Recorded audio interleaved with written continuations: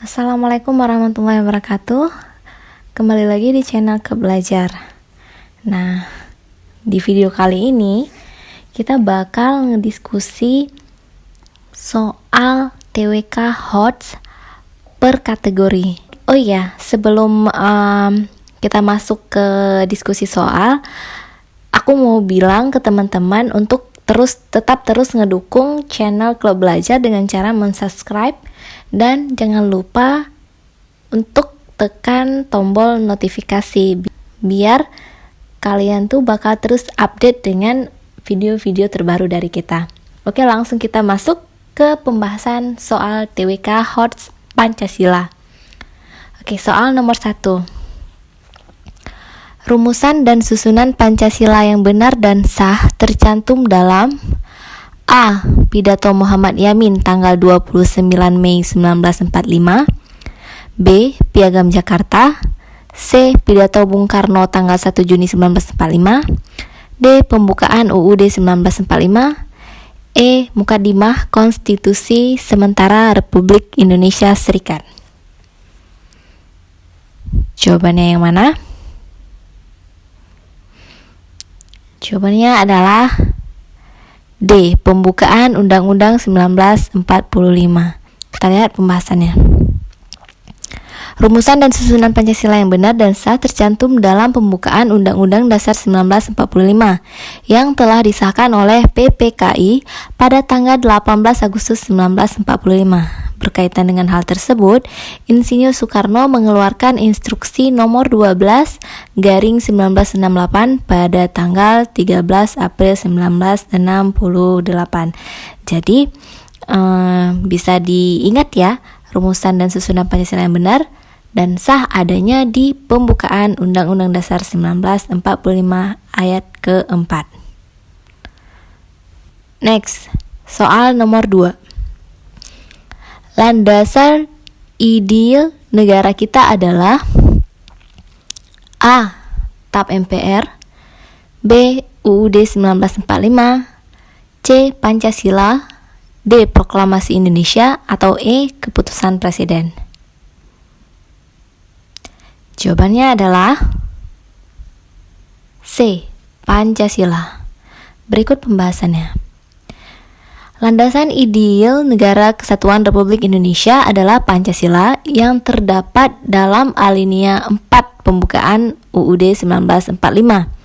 Sedangkan landasan konstitusional Republik Indonesia adalah UUD 1945 yang meliputi pembukaan Undang-Undang 1945, Hukum Dasar, Maklumat, dan Dekret Presiden. Jadi landasan ideal adalah Pancasila, sedangkan landasan konstitusi adalah UUD 1945.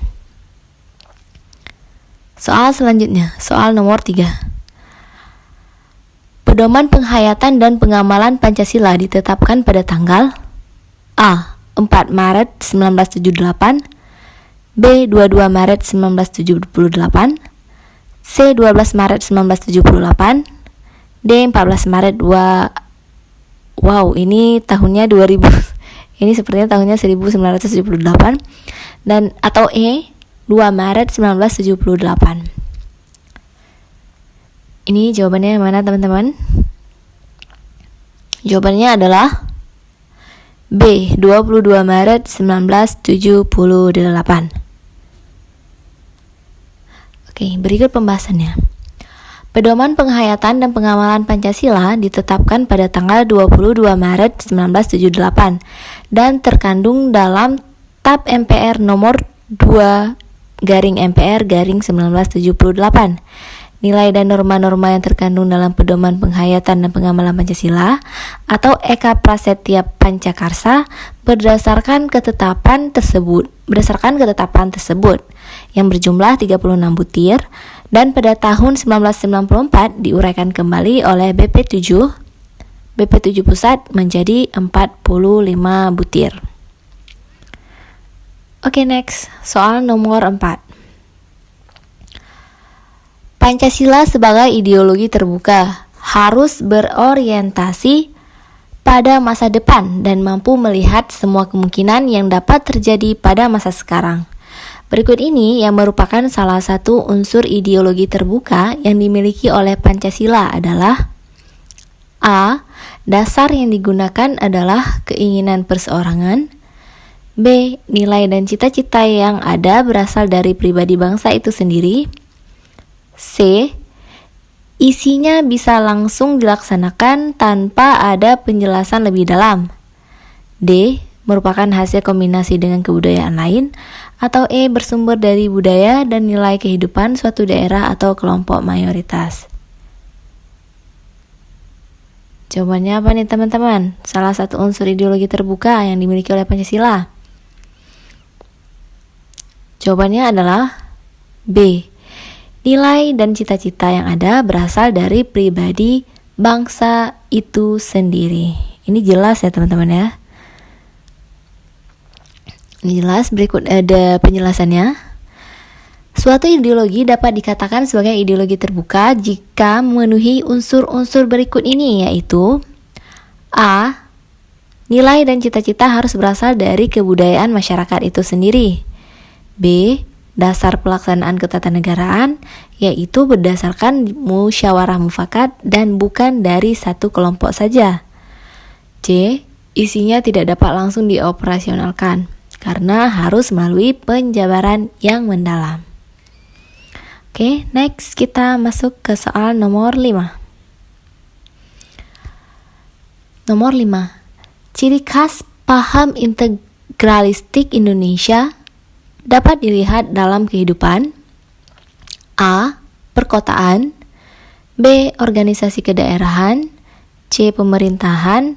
D. Pedesaan. Atau E. Organisasi keagamaan. Jawabannya adalah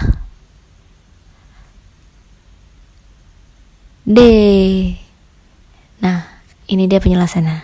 Ciri khas paham integralistik adalah paham yang kepentingan masyarakat diutamakan, namun harkat dan martabat manusia tetap dihargai.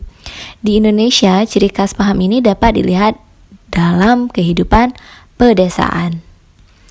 Oke, selanjutnya soal nomor 6.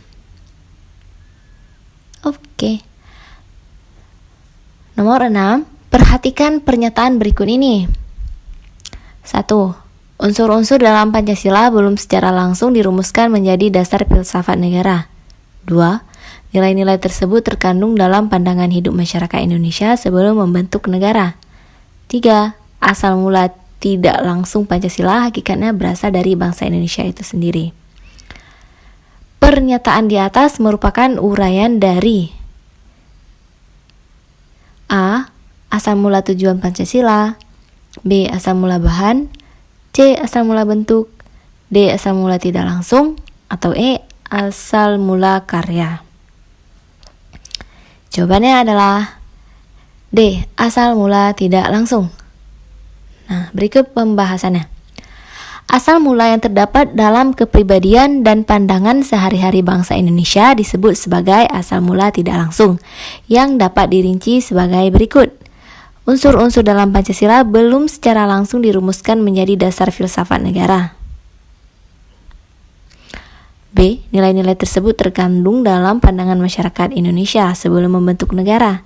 Dan C. Asal mula tidak langsung, Pancasila hakikatnya berasal dari bangsa Indonesia itu sendiri. Oke, lanjut soal nomor 7. Pancasila berasal dari kata panca yang berarti 5 dan sila yang berarti sendi, asas, dasar, atau peraturan tingkah laku yang penting dan baik.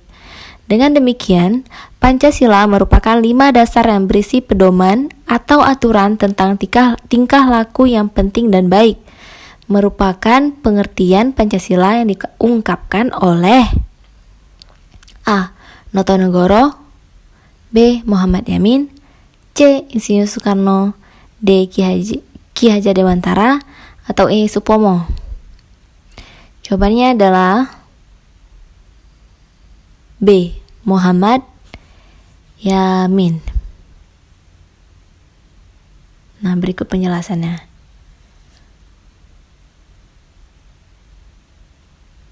Oke, kita langsung masuk ke soal nomor 8 ya. Soalnya penjelasannya sama dengan soal tadi. Oke, ini dia soal nomor 8. Perhatikan pernyataan berikut ini. 1. Modal pembangunan. 2. Satu-satunya asas bagi kehidupan bangsa Indonesia. 3. Pendorong terciptanya pembangunan di segala sektor. 4. Berasal dari rakyat Indonesia dan negara serumpun yang lain. 5. Pandangan hidup bangsa sebelum bangsa Indonesia. 6. Cita-cita dan tujuan seluruh bangsa Indonesia. Dari pernyataan di atas, yang merupakan fungsi dan peranan Pancasila dalam kehidupan berbangsa dan bernegara adalah, nah, ini yang mana jawabannya teman-teman? Apakah A. 1, 2, dan 3, B. 2, 3, dan 4, C. 3, 4, 5, D. 4, 5, 6, atau E. 1 dan 6 saja? Jawabannya adalah E. 1 dan 6 saja. Berikut penjelasannya. Nah, fungsi dan peranan Pancasila dalam kehidupan berbangsa dan bernegara adalah A. Jiwa bangsa Indonesia, B. Jiwa kepribadian bangsa Indonesia, C. Sumber dari segala sumber hukum, D. Perjanjian luhur bangsa, E. Pandangan hidup yang mempersatukan bangsa Indonesia, F. Cita-cita dan tujuan seluruh bangsa Indonesia, G. Satu-satunya asas dalam kehidupan bangsa Indonesia, dan H. Modal pembangunan. Selanjutnya soal nomor 9. Pancasila digunakan sebagai dasar untuk mengatur penyelenggaraan ketatanegaraan negara. Hal ini sesuai dengan kedudukan Pancasila sebagai A. Pandangan hidup bangsa, B. Moral pembangunan bangsa, C. Jiwa kepribadian bangsa, D. Dasar negara, E. Perjanjian luhur bangsa. Jawabannya yang mana teman-teman? Jawabannya adalah D. Sebagai dasar negara. Nah, berikut pembahasan dari setiap butirnya. Peran Pancasila bagi bangsa dan rakyat Indonesia. Oke, pertama, jika Pancasilanya berfungsi sebagai dasar negara Republik Indonesia, artinya Pancasila adalah dasar negara ataupun falsafah negara, yang berarti bahwa Pancasila digunakan sebagai dasar dalam mengatur pemerintahan negara dan penyelenggaraan negara. Dalam hal ini, Pancasila juga berfungsi sebagai tertib hukum tertinggi yang bersifat mengikat dan memaksa. Nah, jika Pancasila sebagai kepribadian bangsa Indonesia, artinya Pancasila adalah kepribadian bangsa Indonesia yang berarti sikap, mental, dan tingkah laku bangsa Indonesia memiliki ciri khas yang membedakannya dengan bangsa lain. Nah, jika Pancasilanya sebagai pandangan hidup, artinya Pancasila mempunyai fungsi sebagai norma, pedoman hidup, dan penunjuk arah seluruh kegiatan kehidupan dalam berbagai bidang kehidupan guna mengatur kehidupan berbangsa dan bernegara. Nah, jika Pancasilanya berfungsi sebagai cita-cita dan tujuan bangsa Indonesia,